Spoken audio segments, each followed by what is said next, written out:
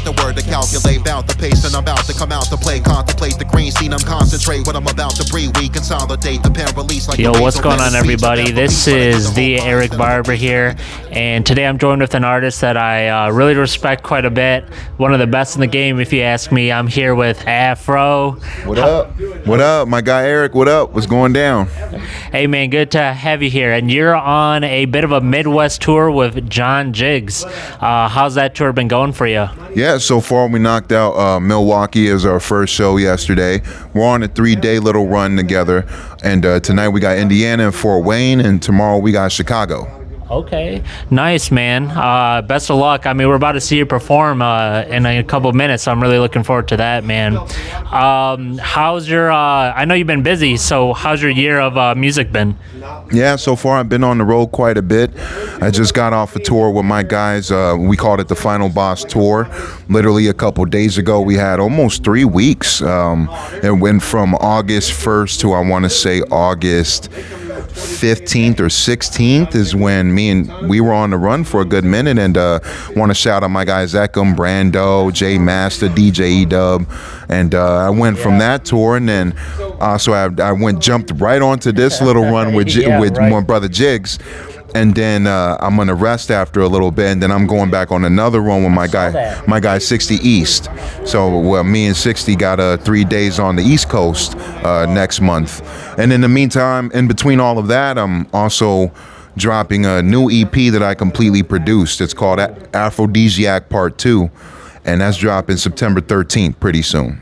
Okay, nice, man. And let's talk about your producing real quick, because I feel like people just don't know about that as well, right? How did that start for you?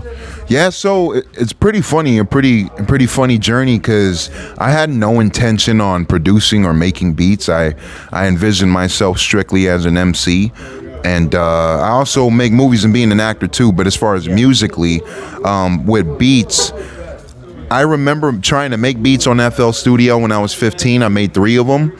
And I thought they were terrible. I was like, man, I give up. I'm never going to do it ever again.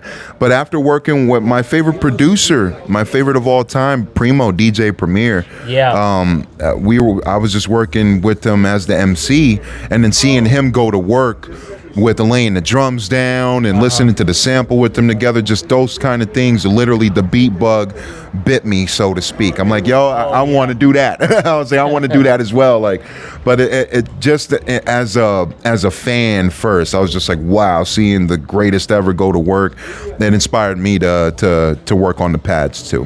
Okay, no doubt, man. That's awesome. Have you been like selling your beats or anything like that lately? Not as much. I've just been working with a lot of MCs that I think are dope. I reach out to them, I'm like, or they reach out to me and they're like, yo, I'd love a beat, or I'm like, yo, do you have any room for any beats? I send them to them and they pick out which ones they like and whichever ones fit them. But yeah, I'm really more in a collaborative process nowadays. I'm just working with whoever I think is dope. Not really charging as much, you know. Okay, man, that's awesome. And who have been some of your favorite people to work with? Oh man, so far it's a laundry list, but I want to shout out my brother Four Eyes. That's my guy. That's Ludacris's cousin. Not only that, Four Eyes is an incredible MC. Like, he's very consistent. But as far as like just jumping on my production, my brother Rockness Monster, Helter Skelter, one of my favorite MCs of all time, Rock. So got to work with him recently, and Raskaz, and my guy John Connor, and just a lot of dope MCs that I really respect, that I feel fortunate that I've gotten to work with as far as them jumping on my beats as well. Yeah. Oh yeah, man. And you know, something that I really love about you is your ability to like work with so many people. You know, I've heard you on some like astronomically large tracks, and also some like, you know, more low-key tracks as well. You know, what about you like makes you so approachable, you think, and easy to work with? I'm just laid back. I would consider myself to be just easygoing, laid back, just ready to work, in a really nice creative mood where I think dope is dope. That's just how I keep it, as simple as that. And I feel like dope can be undiscovered, It can be not as well known, or it can be known. Like there's, to me, that's just the definition of it. And I work with anybody I really think is a great MC, or really who I consider to be really talented, who might not have that push. So I just, yeah. Okay, no doubt, man. And speaking of, dope, how I discovered you was, you had a lot of mainstream media attention, right? Like you were on Jimmy Fallon, Right. Queen Latifah. How did those opportunities come about for you? Man, so they reached out to us. I mean, they had seen a lot of the freestyle videos that were floating around, and they reached out to the team and they invited me on their shows, and I couldn't believe they had reached out to the team, and everything just happened really organically, Okay, nice, man. That's awesome. And speaking of that, how did you start your hip hop journey? Man, I remember I started writing and taking the craft a little more seriously with the pen around 12 years old. Mm-hmm. I fell in love with hip hop when I was 9. To me, it was Rakim, Microphone Fiend. Yep. And I had heard Nas and Biggie and Tupac CDs laying around in the house before then, but it wasn't until 9 where it really clicked, and I'm like, that's incredible. Like, yeah. And I loved this stuff before too, but that's when it really kicked in. And it didn't start until 12, and then I started getting noticed when I was around 17, and that was my big brother, the Ruggedman, who's one of my favorite MCs of all time. And when I was 13, I considered him to be like the greatest MC ever. Lyrically, just a fucking a monster. Right. And I got really fortunate and blessed where I did a entry for his contest. He reached out to me and directly and was like, "Where are you at? Where are you at in the world?" And I was in Orange County at the time, and we linked up. Before even the contest was even announced or anything, we linked up and we just started doing videos together, like freestyles, and then I started getting a little bit more noticed that way, and I went from the kid who was recording in his room to like YouTube tracks, to going to Europe and Spain and all over the world. And I have to really give RA that not only credit, but he took that big risk in taking me under his wing, so I really appreciate it. That, I mean, not only appreciate it, but it's a really big thing. So I have to give RA a lot of credit for that. Yeah. Hell yeah, man. What can fans of yours expect to hear in the near future? A lot of self-produced projects. I'm also going to be working with other producers as well, but I'm mainly focusing on a lot of like EPs. Definitely a lot of Afro EPs coming out from now until next year or the next year after that. And I have been working on a debut solo album for quite some time, but while that gets resolved and all the things behind the scenes get patched up and organized, in the meantime, I'll be dropping music for the fans who are waiting, or there's been a couple years where I wasn't able to give fans a lot of music. So now, since I'm in that creative mode and I'm able to just dish out like EPs and singles and mixtape joints, all types of just really personal fro stuff for the fans, it feels really good. It feels really good. And yeah, definitely a lot of EPs and a lot of fro production as well. And then while I give the supporters the music, I'm also in the meantime writing screenplays and writing scripts, and I have quite a few stacked up, and I have a lot of film ideas that are going to be coming to light in the next, I don't want to give it a timestamp, but in the next couple of years. I just want to give the supporters quite a bit of music before I start branching into that, and then I'll be bouncing back and forth. Nice. And I wanted to ask you too, one thing that's obviously like highly impressive about you is your ability to incorporate lyricism with your, like, at times extremely fast flows, right? And how did you get so good at that? Man, I was a student. I studied my guys like Chip Fu from the Foo Schnickens. I studied Twista when he was tongue twister, running off at the mouth. I studied Busta, Give Me Some More, Is They Wildin' With Us. I studied all my favorite guys, and I would just take hours and nights and just on repeat in my headphones, listen to this verse, and then craft it into my own, and just start taking notes, like how would he do this, how would he do this, and then eventually just making it into my own form. But definitely I got to give a lot of credit to my favorite fast flow MCs. Those were the guys I was listening to, and a guy named Tone Deaf as well, who I think is very underrated. A guy named Tone Deaf. He has a song called Velocity, a song called TNT. Those are pretty fast. But definitely, yeah. Chip Food, Tongue Twister, Busta, Tone Deaf. Those are my guys that I grew up listening to. And then I would break down their verses. I would break down their pockets or how rapid they were going. And then I would also, in my mind, mentally think of like a lever, or like how you can turn up a knob, or how you can go a little bit faster and faster, go slower. Like that's a little mental image that I would have in my mind as well. So okay, nice. And you did just mention a second ago about your acting projects, right?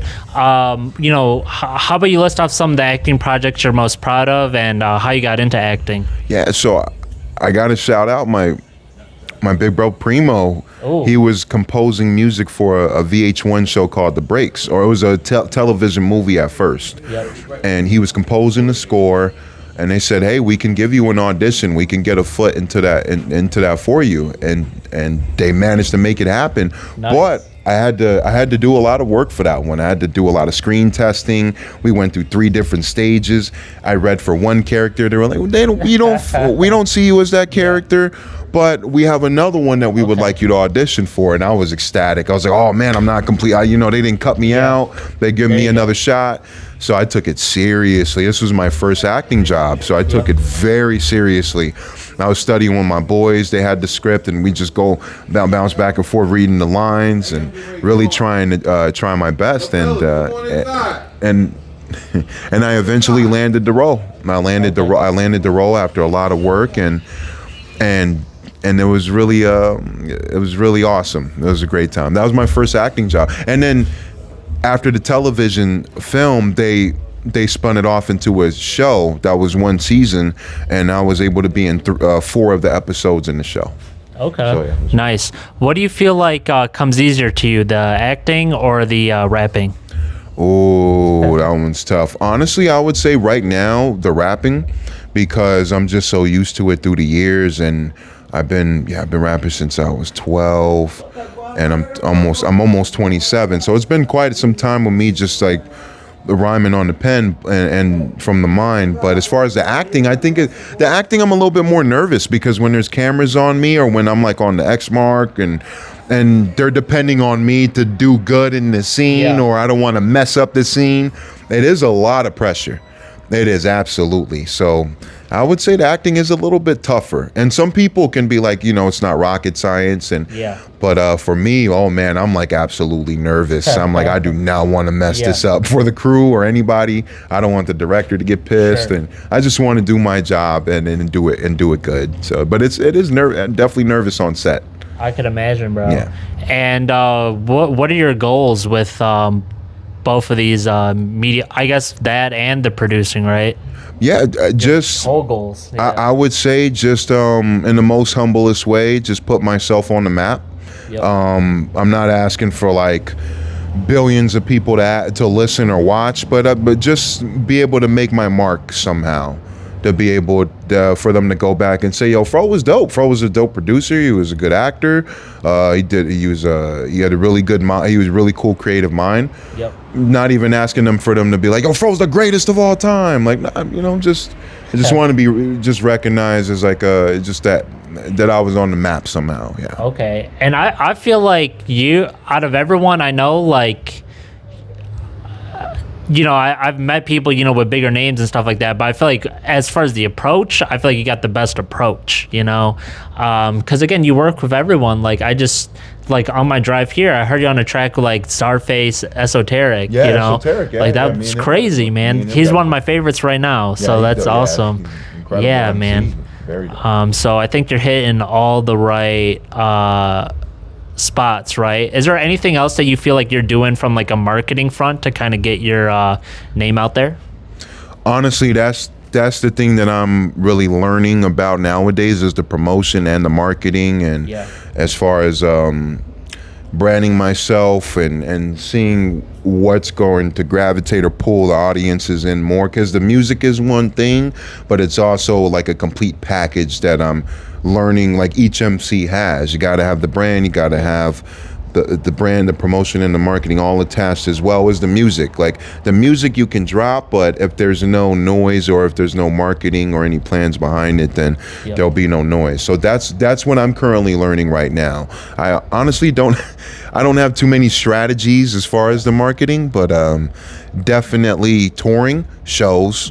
Definitely shows where touring definitely can give you a great push of word of mouth. A lot of you can spread news about your projects or whatever you want to drop through that and tell the audiences city to city. That can be a little that could be a nice way to get your products more out there. But that's probably my number one so far. Nice. The internet, I felt like ever since the algorithm's been all wacky and crazy, it's like, all right, now I can't depend. I can post, but I can't depend on social media posts as much as I used to. So now I have to really talk to the people, go in more in person, and which I don't mind at all. But it's definitely a lot. It can be work. It can be a lot of work. Yeah. I feel that, and sometimes the algorithm can can deter you. Like, you have X amount of followers and you post, right? Everyone has it, but you can post and get 200 views, right? Which is like the Instagram minimum or TikTok minimum, whatever, right? But also, like, you've had, so I remember like in 21 you had that crazy viral song, I'm forgetting the exact name, but it was the alphabet one, right? Alphabetical Algorithm. That's crazy. Algorithm in the name, bro. Yeah. And now when that was just a pure homage to the late great Gift of Gab. That was somebody that I really respected and I'm influenced by, and someone I got to work with too. And his alphabet aerobic song. That track is not only am I influenced by, it's one of my favorite songs of all time.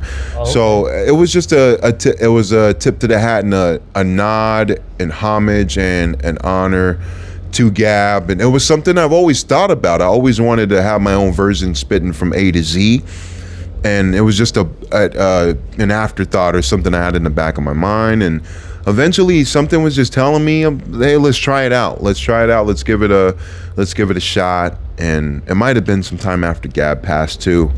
I'm just like, man, like let's try this, and let's honor Gab. Yeah. I love it, man. And where does the name Afro come from? I remember I was 13 or 14. I was looking in the mirror. I'm like, I know I want Afro to be my name. But I want it to stand for something. I want it to be an acronym with the dashes. So I'm like, after 20 of them, I'm like, Africans fighting racism and oppression. Okay, that's a little too heavy. It's a little too heavy. Let me think of something else.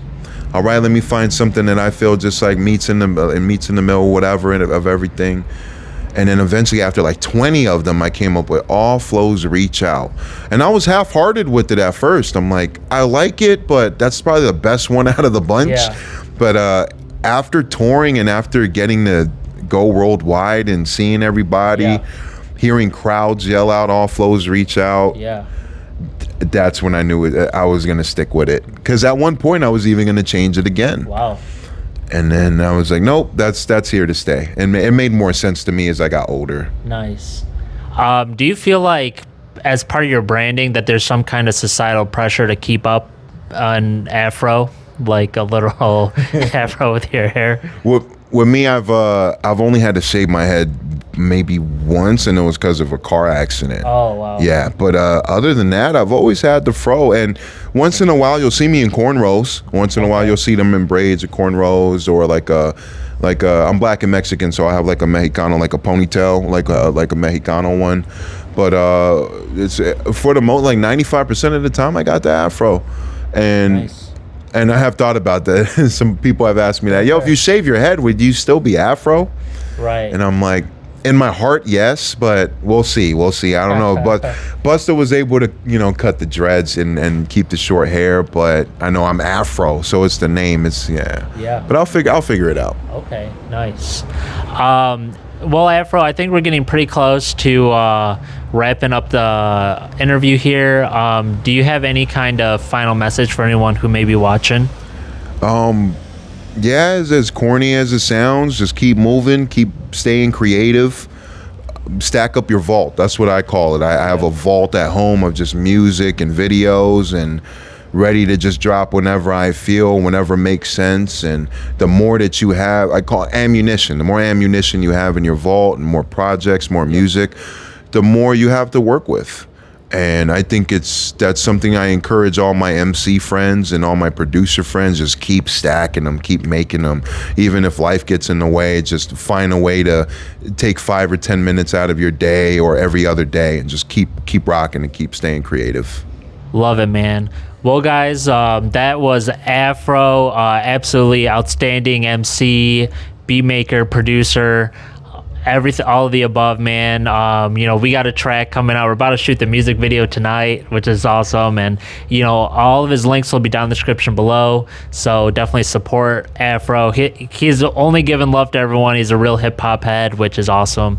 So Afro, I really appreciate you coming on, man. Appreciate you, Thank you brother. so much. My yeah. guy, my guy. Hell yeah. Thank you. Peace out, everybody.